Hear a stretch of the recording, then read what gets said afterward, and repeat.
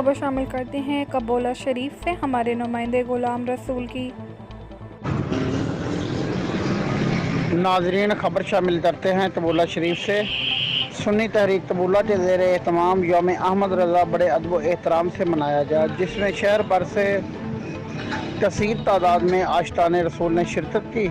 سنی تحریک کبولہ کے تمام ارکان بھی اس موقع پر موجود تھے۔ علامہ مفتی محمد اقبال شاہین سیفی رہنما سنی تحریک لاہور نے اس موقع پر خطاب کرتے ہوئے کہا کہ امام احمد رضا کا ہم پہ احسان ہے، جس نے سچ اور جھوٹ کو واضح کر دیا۔ آج بر صغیر میں گلی گلی نگر نگر میں اگر نعرہ رسالت یا رسول اللہ گونج رہا ہے تو اس میں آپ کی محنت اور محبت شامل ہے۔ مفتی صاحب نے پروگرام کی کامیابی پر صدر سنی تحریک کبولہ غلام رسول قادری اور دیگر تمام ارکان کو مبارکباد پیش کی اور مزید دللگی سے کام کرنے پر زور دیا۔ خصوصی رپورٹ غلام رسول، نمائندہ ENN نیوز، عارف والا، کبولہ۔